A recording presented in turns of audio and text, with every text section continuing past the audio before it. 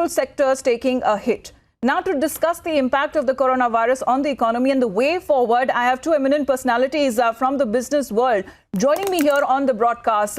Nitish Mittersain, he is founder and MD of Nazara Technologies Limited, and Adarssh Mnpuria, the co-founder of Fab Hotels. A very good morning to both of you, gentlemen. Thank you very much for joining us here on Republic Media Network. Nitish, my first question to you, because Nazara is something that is ranked today amongst the top 2 gaming companies in India. Digital platform, how do you feel is looking in the face of lockdown? Interesting times for our economy, isn't it? But if we are talking about the gaming sector, it has certainly boomed in the last 2 months. Can you give us an insight of what all changes rather that you've witnessed ever since the lockdown was put in place? Yeah, sure. We are in unfortunate situation with COVID and its impact on the economy. But obviously with so many people staying at home, they are either reading books or watching Netflix, or then going for something that is interactive like gaming.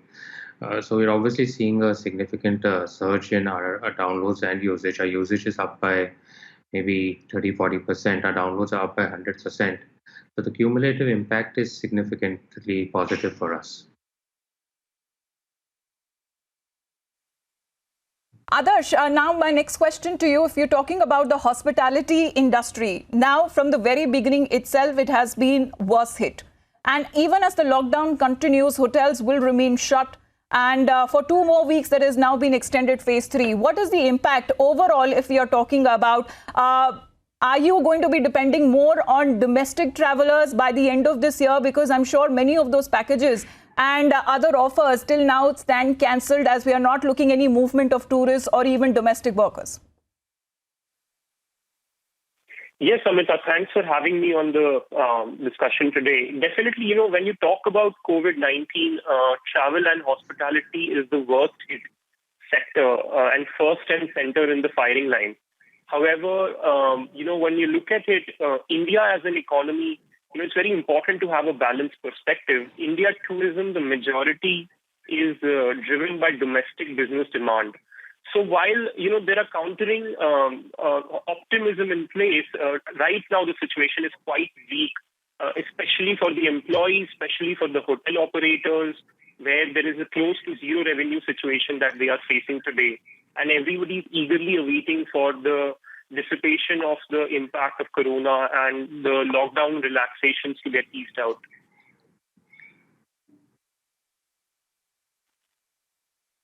Well, it has had its impact, hasn't it, Nitish? Because from playing on the field to now staying indoors and gaming online, how has the shift been for Nazara in the last 2 months? If you can give us an idea about the number of gamers, the time spent and the data trends that have been witnessed till now. Sure. So to give you a perspective, we own the world's most popular cricket game called World Cricket Championship. And obviously people can't watch real cricket and, or play cricket in their gullies or, on the cricket grounds, but they can definitely do it on their mobile phones. And we've seen our downloads over there. We're getting over 100,000 downloads a day on our World Cricket Championship game. The time spent used to be about 45 minutes to 50 minutes. That has risen to over an hour a day. And the number of users have gone from approximately 20 million monthly active users to over 30 million users. So increased by almost 10 million users in the last 1 month alone.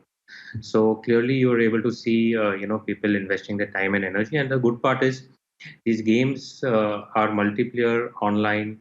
So they are social in nature. People can connect with their friends, entertain themselves. So I think all in all, given that there are limited options, for people staying at home, I think this is a good avenue for entertainment and keeping them engaged at home.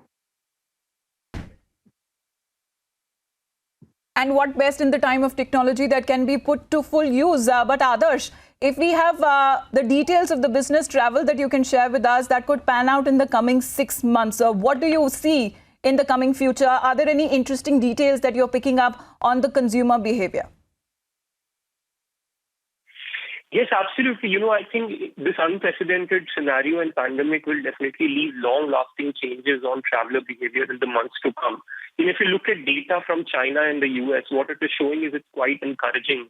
Hotels in US and China, where the rebound especially in China where the rebound is happening, economy segment hotels there are already at 50 to 60% occupancy.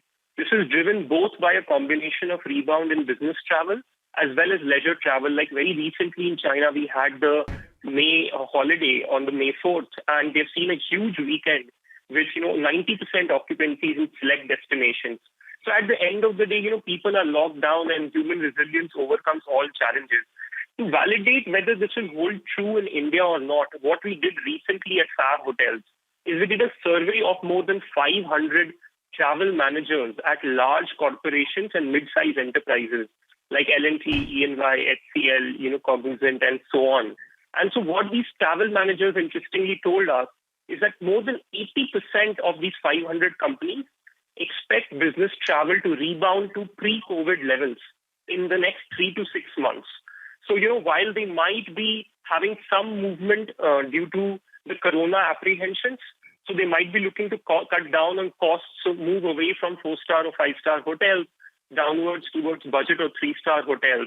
And then the other shift in behavior that we expect is that branded hotels will get more share of wallet and more share of consumer voice, because there'll be a lot of apprehension.